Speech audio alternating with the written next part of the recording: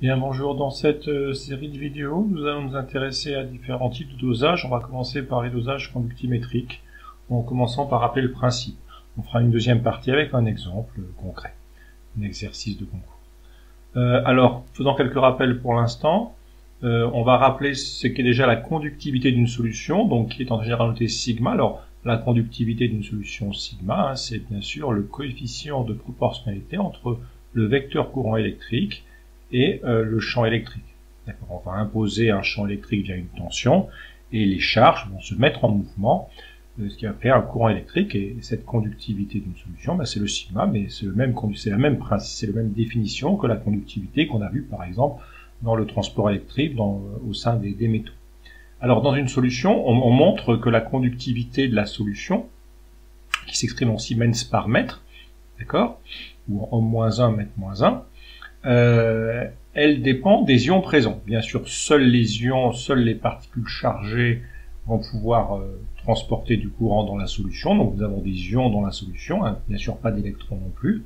Et alors on va sommer les différents effets. C'est comme si vous avez des personnes comme un déménagement. Plus vous avez de déménageurs, plus ça va permettre de déplacer vite les cartons.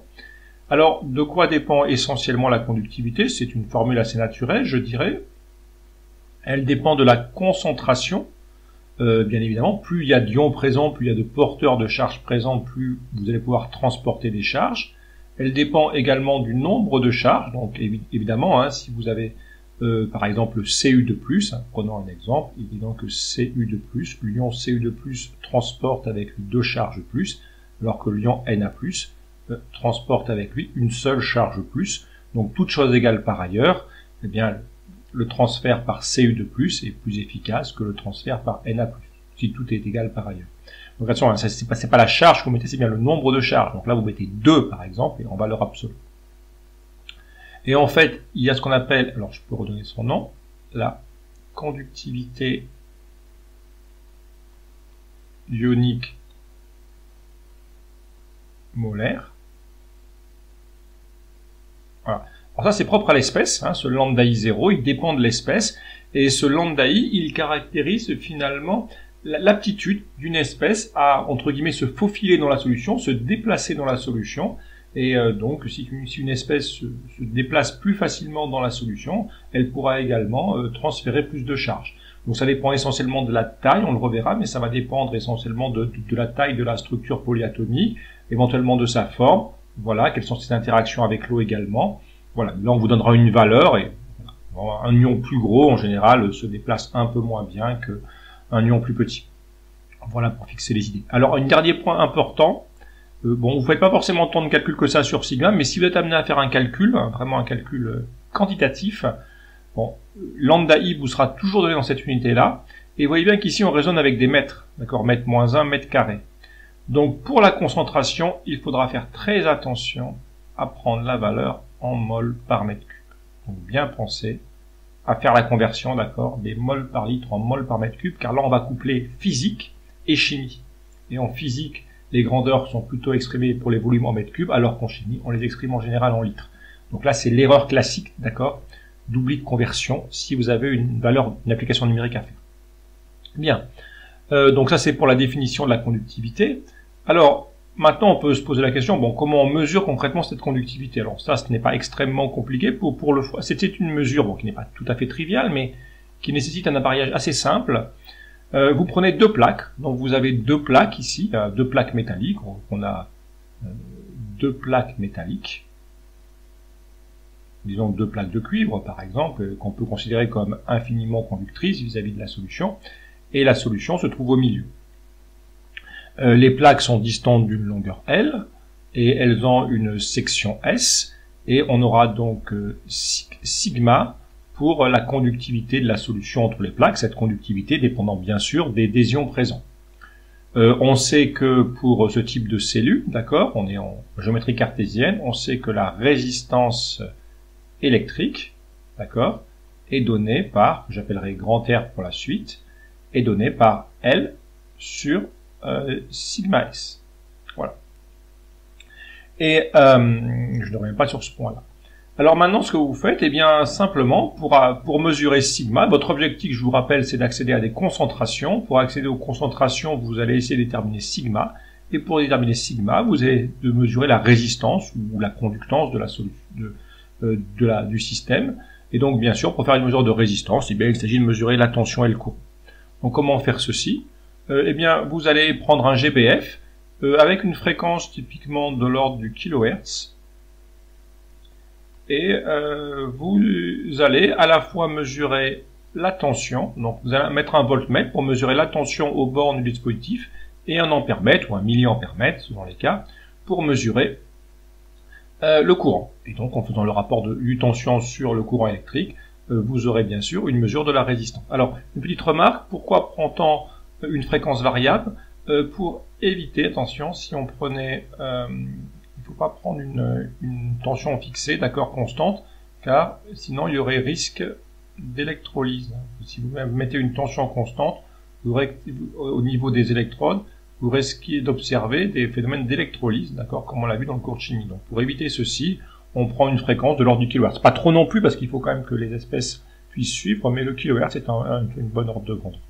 Voilà, donc une question qu'on peut poser, voilà la réponse. On utilise une fréquence variable pour éviter les risques d'électrolyse. Bien, donc je continue. Alors maintenant, quelques aspects plus quantitatifs. Comment on relie précisément en fait la sigma, disons, aux grandeurs. Donc vous aurez la tension U aux bornes des plaques. Hein, c'est une tension qu'on peut par exemple dessiner ici, d'accord. Il y aura un courant I. Voilà, donc ils sont des grandeurs variables, d'accord, mais et on aura U égale RI. R étant la résistance de la cellule, d'accord, hein, bon, essentiellement de la solution, parce que les plaques sont infiniment conductrices par rapport à la solution. Donc on a U égale RI, et nous avons finalement L sur sigma S fois I. Alors il est plus conventionnel de s'intéresser à la conductance, on va voir pourquoi, et donc souvent, ce qu'on fait, on s'intéresse plus à la conductance. On a donc I, c'est en fait, ou si on préfère, ceci signifie que I c'est G fois U, G étant la conductance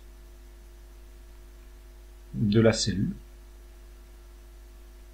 Alors, si on fait une petite remarque, vous voyez, vous avez la conductivité de la solution, ça dépend que des ions dans la solution, alors que la conductance, qui fait intervenir la distance entre les plaques et la section des plaques, on parle de conductance de la cellule, en toute rigueur. Voilà.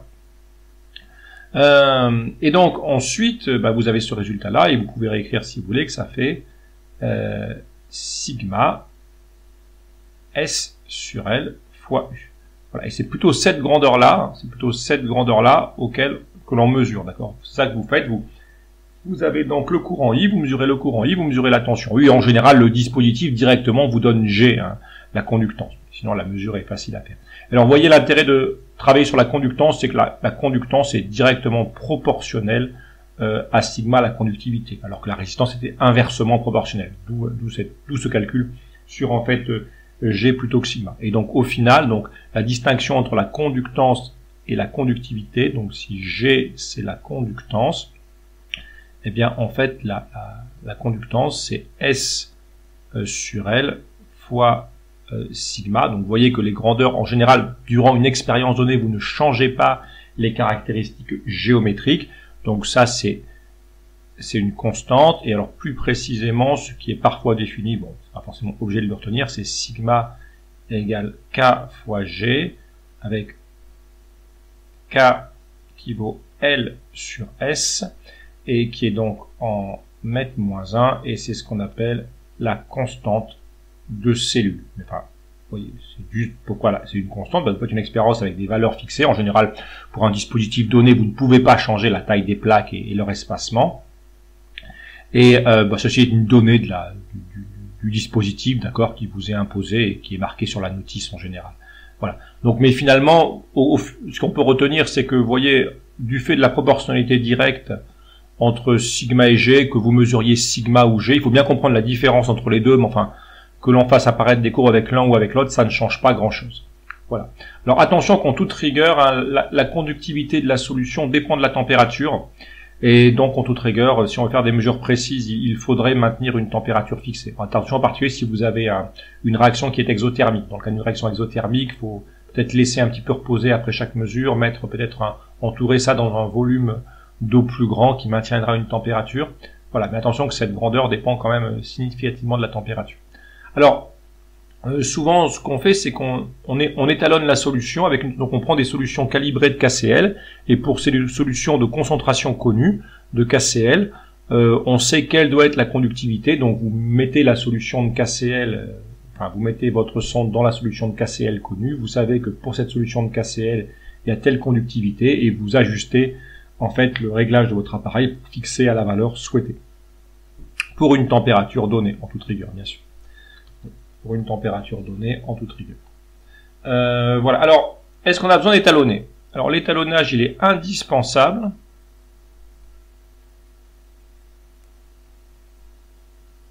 pour une mesure du type sigma donne la concentration. C'est-à-dire que vous avez par exemple une espèce en solution et puis vous faites comme ça, vous plongez votre sonde à l'intérieur et de sigma vous déduisez C. Si votre sonde a été mal étalonnée, évidemment le sigma qui est donné est faux et donc le C que vous trouverez sera faux. D'accord? Mais on verra que pour un dosage,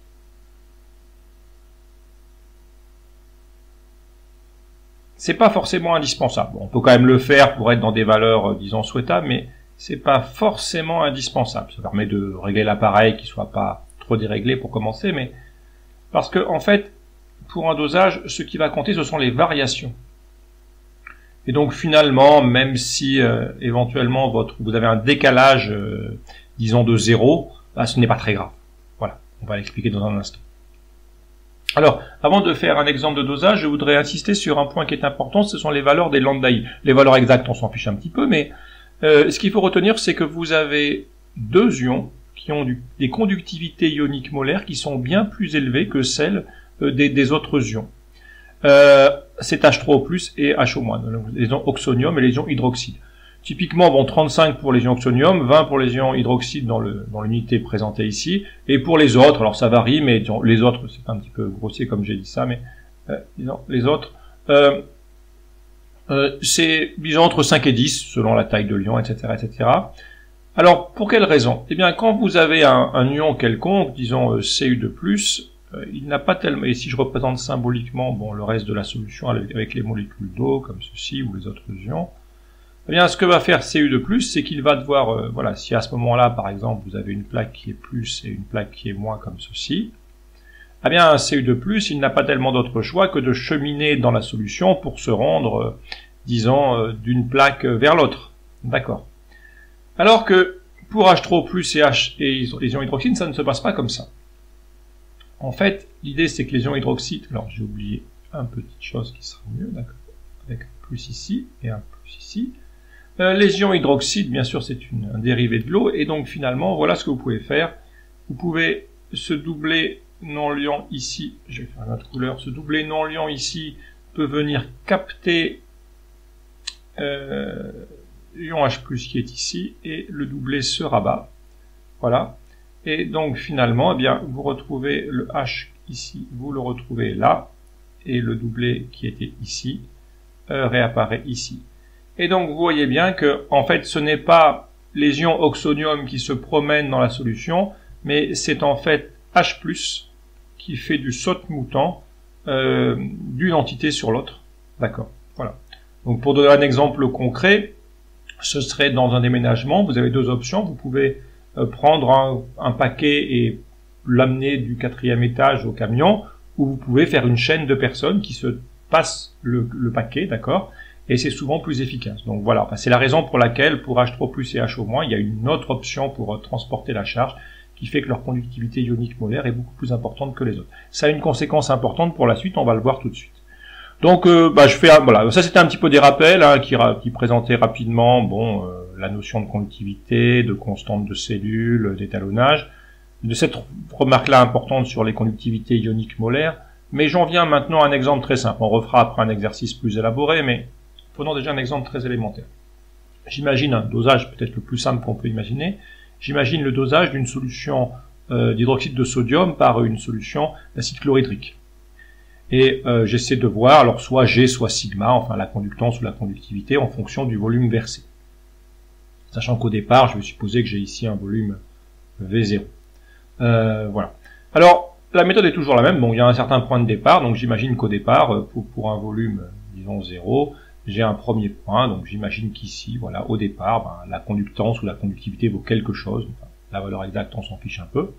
Et maintenant, l'idée c'est de dire que se passe-t-il avant l'équivalence. Alors la méthode est très mécanique. Vous commencez par indiquer, voilà, vous considérez les 4 concentrations possibles des entités. Mais attention, ce qui compte c'est dans le bécher, parce que je ne l'ai pas représenté, mais je vais le faire maintenant. Votre sonde, elle est dans le bécher. Vous fichez totalement de savoir ce qui se passe, d'accord, en dehors du bécher. Donc bien raisonner dans le bécher. Et donc, vous réfléchissez aux 4 concentrations. Voilà. Je ne vais pas faire de calcul précis. Hein. L'objectif, souvent, vous pouvez vous en sortir avec le raisonnement qui est là. Simplement, il faut bien présenter le raisonnement qui est là. On peut souvent se dispenser de faire des longs calculs. Alors, avant l'équivalence. Donc, V inférieur à V équivalent, on verse. Que se passe-t-il quand on verse? Donc, on va dire que V versé augmente. Eh bien, si on néglige pour l'instant l'effet de dilution, en supposant que V0 va être plus grand que V versé, j'y reviendrai tout à l'heure, donc je m'intéresse sûrement aux variations de nombre de moles et pas trop aux concentrations. Eh bien, Na+, est un ion spectateur, finalement sa concentration, si on oublie l'effet de dilution, elle reste plus ou moins constante. Les ions hydroxydes, eh bien, je vous rappelle la réaction, nous avons H3O+, plus HO-, donne 2H2O. Donc, les ions hydroxydes sont consommés, donc avant l'équivalence, leur concentration diminue. Ça, c'est assez évident. Les ions oxonium, certes, ils sont ajoutés dans la solution, mais ils réagissent. Hein, c'est une réaction qui est totale ici. Hein, et donc, la concentration en ion oxonium reste voisine de 0. Et par contre, la concentration en ion Cl- augmente. Hein, parce que vous l'ajoutez dans la solution, il ne réagit pas, donc lui, il s'accumule en solution. Alors, on a l'impression d'avoir une forme indéterminée, parce que finalement, si on revient à l'idée de départ, on aura finalement la conductivité, je peux écrire ça ici, nous avons la conductivité qui a priori dépend, c'est la formule, on va rapidement ici, vous auriez donc sigma égale lambda Na+, concentration en Na+, plus lambda Cl-, concentration Cl-, plus lambda HO-, concentration HO-, plus lambda H3O+, concentration H3O+. Alors on peut penser être tombé sur une forme indéterminée car nous avons la concentration en Na+, qui est en train de... Pardon, nous avons la concentration en HO- et la concentration en Cl- qui ont des évolutions qui sont opposées, donc a priori forme indéterminée. Certes, mais cependant, on revient maintenant au fameux lambda, donc nous avons 2 entités. Pour l'instant, ce qui nous intéresse ici, c'est ce terme qui est ici, avant l'équivalence, c'est ce terme qui est ici et ce terme qui est ici qui nous intéresse. Donc, ici, c'est un terme qui est décroissant, ici, c'est un terme croissant. Mais maintenant, il faut se rappeler que la conductivité ionique molaire des ions hydroxydes est nettement plus élevée que la conductivité ionique molaire des ions chlorures. Donc, en conséquence, chaque fois que vous versez eh bien, une entité Cl-, donc une entité H3O+, dans la solution, une entité HO- est consommée. Mais la conséquence, c'est que pour une entité hydroxyde consommée, vous gagnez certes une quantité Cl-, mais cette entité Cl-, elle conduit moins bien d'après ce résultat-là. Donc au final, dans cette première phase, vous avez l'espèce qui est avec l'idée que, comme lambda HO- est supérieur à lambda Cl-, eh bien, au bilan, le résultat est une décroissance. Et donc, vous allez avoir dans cette première phase, avant l'équivalence, des points comme ceci, qui évoluent de façon décroissante avec le volume versé. Je me place maintenant après l'équivalence. Après l'équivalence, je recommence la même opération, Na+. Bon, lui, même idée, sans c'est l'ion spectateur, il est déjà présent. HO-, après l'équivalence, eh bien, c'est plus ou moins nul, parce que après l'équivalence, les ions hydroxydes sont devenus le réactif limitant. Les ions oxonium, eux, après l'équivalence, maintenant, ils s'accumulent, d'accord, parce que vous en mettez, mais ça ne réagit plus. Et les ions Cl-, eux, c'est toujours pareil, ils continuent à s'accumuler. Là, il n'y a pas de doute à avoir, nous avons deux fonctions croissantes. Le résultat pour sigma, c'est que c'est croissant. D'accord? Donc après l'équivalence, une croissance d'ailleurs plus forte parce que la conductivité ionique molaire, donc on a deux effets positifs, et la conductivité ionique molaire de l'ion oxonium est plus élevée que celle des ions hydroxyde. Donc on a une remontée plus forte, comme ceci, après l'équivalence. Alors attention qu'au voisinage de l'équivalence, tout ça c'est discutable, parce qu'au voisinage de l'équivalence, vous aurez bien évidemment que vous avez toujours une réaction de contrôle qui fait qu'il y a toujours un peu des deux à la fois, mais ce n'est pas très grave. Ce qui suffit, c'est de tracer les courbes asymptotiques. Vous allez en extrapolation, donc vous commencez par représenter ce qui se passe, pardon, je vais recommencer, vous commencez par faire ce qui se passe avant l'équivalence, voilà, vous faites ce qui se passe après l'équivalence, et l'intersection des courbes vous donne accès au volume équivalent. Bien sûr, en toute rigueur, là vous avez un arrondi qui se produit, en toute rigueur, si on fait la vraie courbe, d'accord, la vraie courbe aurait sûrement une tête comme ça, voilà, avec un arrondi ici, mais l'idée c'est bien sûr de prendre les asymptotes, d'accord, et de tirer les asymptotes pour trouver le volume équivalent. Donc voilà, vous voyez la méthode, c'est vraiment cette idée-là. Donc écrivez sigma, de quoi dépend sigma, et regardez bien les espèces qui sont présentes dans le bécher avant et après l'équivalence. Réfléchissez bien en termes de est-ce que cette espèce réagit, est-ce que cette espèce s'accumule, est-ce que cette espèce qui est versée est consommée ou non. Voilà les idées. Si vous avez une incertitude sur une évolution qui est contradictoire, reportez-vous au lambda-i. Et en général, on se tire de la solution comme ceci. Alors une petite remarque, j'ai négligé l'effet de dilution. Car en toute rigueur, ce que j'ai dit ici sur les constantes ou les variations, c'était sur les nombres de moles. Prenons un exemple concret, raisonnons sur Na+, c'est le nombre de moles de Na+, qui ne change pas, sur le volume, mais le volume total. Or, le volume total est en toute rigueur V plus V0, le volume initial plus le volume versé, le volume ajouté. Alors, il y a deux façons de s'en sortir. Au lieu de tracer G ou sigma, on peut tracer ce qu'on appelle la conductivité ou la conductance corrigée, qui est de tracer G ou sigma multiplié par V plus V0 sur V0. Et en faisant ceci, vous voyez immédiatement que si vous faites ceci sur là, si vous multipliez ce terme-là par V plus V0 sur V0, vous voyez que là, ça se simplifie et vous n'avez plus que la dépendance en nombre de moles et la dépendance sur le volume disparaît ici. Voilà. Donc, soit on fait la conductivité corrigée, c'est-à-dire qu'on ne vous trace pas G ou sigma, mais G ou sigma fois V plus V0 sur V0, ça ne pose aucun problème. Vous avez le volume versé, vous avez V0. Bon, cette grandeur évolue au cours du temps, mais ce n'est pas un problème à tracer à l'ordinateur. Autre solution un peu plus simple, c'est que, bon, souvent, on se met dans un cas où V0 sera très très grand devant le volume équivalent. Et dans ce cas-là, on peut quasiment dire que V plus V0 sera voisin de V0, d'où en fait V plus V0 sur V0, eh bien ça fait plus ou moins 1, et la conductivité corrigée s'identifie à la conductivité. En toute rigueur, au lieu d'avoir des droites, vous aurez des courbes, en fait, voilà, si vous n'êtes pas dans cette situation-là. Mais en général, on fait l'un ou l'autre de ces cas. Si on vous dit rien, vous faites, vous regardez les volumes, mais en général, on est dans cette situation-là. Voilà. Donc, ceci présente l'idée d'un titre, des rappels de conductimétrie et le principe d'un dosage conductimétrie. Dans une deuxième vidéo, on prendra un exemple assez court d'un sujet de concours et on mettra en application ces compétences. Je vous remercie.